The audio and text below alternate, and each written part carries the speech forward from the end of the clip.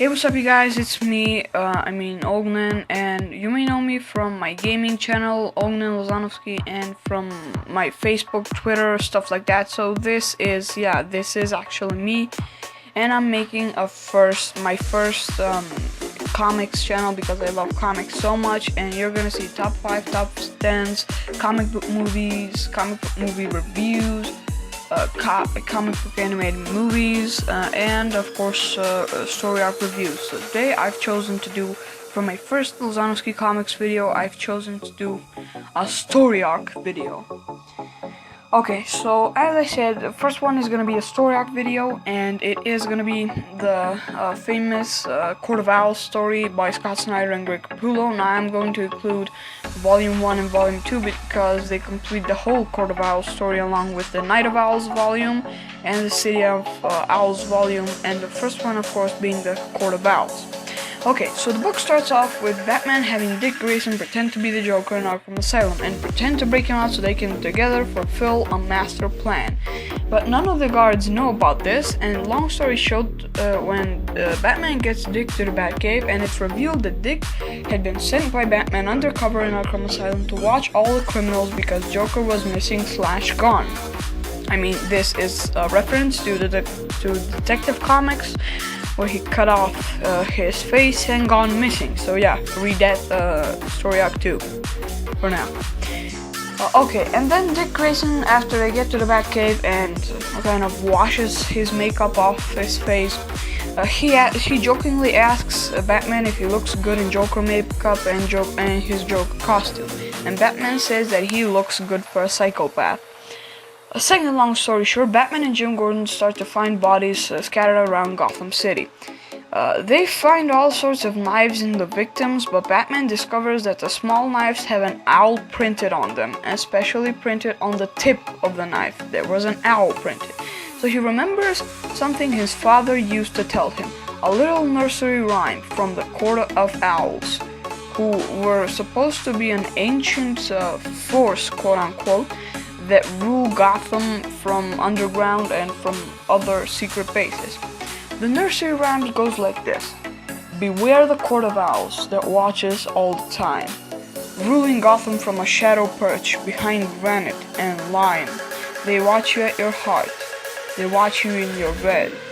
Speak not a whispered word of them, or they'll send a talon for your head. After Bruce remembering this nursery rhyme, he doesn't want to believe that the Court of Owls are real, but they're his main suspect. But then we see a flashback of his great-grandfather, Joshua Wayne, who is running in the city, saying that they, quote-unquote, are after him. People think he's crazy, but then they never see him again. Getting back to the main time, Bruce discovers something beneath Wayne Tower's 13th floor, next to the janitor room. It is a secret room in which he finds pure bones of a man that gets identified later by the name of Joshua Wayne. Yes, Bruce Wayne's great-grandfather. And then he sees the Talon's costume, the picture framed on the wall with all the Court of Owls, and he actually starts to believe and suspect that the Court of Owls is actually real. Then after much deliberation, and after Wayne Tower has been rebuilt because Bruce, actually when he got into that room, a bomb went out and he was lucky to be alive, Bruce finally meets with Harvey Dent's wife's brother, Gilda Dent's brother, in other words, who is running for mayor in the city.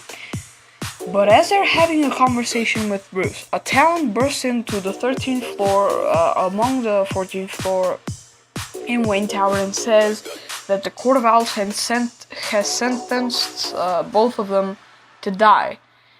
And after Bruce Wayne had a small, quote-unquote, fight with the Talon because he didn't want to reveal all of his 127 styles of martial arts to Gilda's brother, he actually let the Talon push him out of the building and stuck a few knives on him.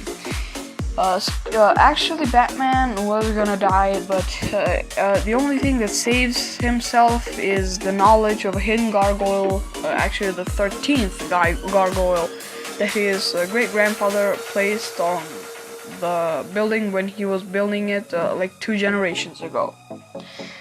Skipping forward quite a bunch, Batman discovers that the Court of Owls are actually real, and and they're not just a nursery rhyme or a myth. They're actually real. So he finds out where their base is, underground, if you will. But long story short, he gets trapped and drugged by the master of the Court of Owls, and then brutally beaten by one of the Talons. After Bruce manages to get to the Batcave without getting too much attention around the city, he actually gets attacked the next night by the clone Talons the court has built and grown. Batman puts on his Batsuit and then fights all of the clones, while Alfred gets the Thrasher suit ready and has a shotgun that is rigged with explosive bullets, since he is the only member of the Bat family who is allowed to use guns.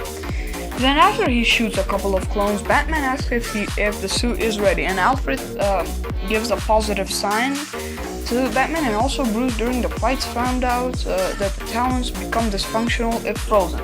Then Bruce had an idea. If he could get to the Thrasher suit, and Alfred could drop the temperature in the Batcave to absolute zero. And he does that. He goes and defeats all of them, while Robin and Nightwing fix in their story a little bit later, because I've seen some people ask about it. And after Batman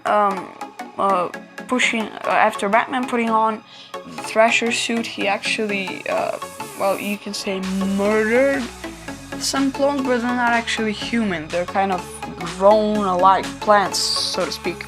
They're not human, so yeah, it doesn't count for a kill, as you say. And early in the book, we see a flashback.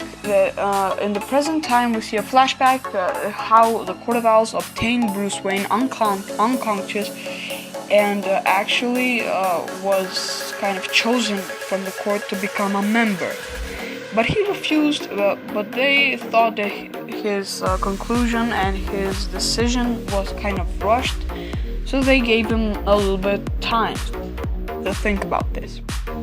Later in the book, we get a slight origin, so to speak, of Mr. Freeze, and as well as some panels from his early days. And we discover that in this story arc in the New 52, Nora is not his wife. She is a test subject from almost a century ago, and he found her frozen and wanted to experiment on her. He had used this to cover up all of his actions, and everybody, including Batman, was fooled by this. And of course, this comes the classic thing, and actually Freeze tried to experiment on her, but Batman, of course, in Wayne Tower stops him, and he sends him to Blackgate. Not to Asylum, because he's not crazy. Then Bruce is in a wheelchair because of the fight with the Court of Owls and all the Talons, but he is in a wheelchair only a period of time because he had a very serious injury on his leg. And the book kind of sticks to the end. It's not to the end, but closely to the end. Bruce and Dick are having a conversation at night, and Dick is saying that Batman has said some very wise words, and he's kind of saying don't go after the Court of Owls because, well, they're stronger than you. But actually Bruce just refuses, and they get into a fight. This is a flashback I'm talking about. They get into a fight. So Batman punches Grayson, and Grayson in this main timeline, while they're having this conversation at night, plans to punch Batman back. And after Batman said that, after Dick kind of remembered that Batman has, well, you can say raised him from a kid, he can't hit him again. And I know, after this, actually there's a little bit of twist coming, and yeah, so, well, sure. And Dick having a conversation, actually I want to say something I actually forgot to mention, that later in the book, between Batman's fight with the Court of Owls and discovering that they're real, Batman actually, after discovering the Talons, he scans the DNA off of them and actually reveals that Dick Grayson was destined to become a bloodline Talon. Well, we all know how that turned out. And yeah, that's thing you can say how it ends, but not really. That's all for now. I know I skipped a few minor details. I mean, yeah, that's how mainly the book ends, with Bruce and Dick.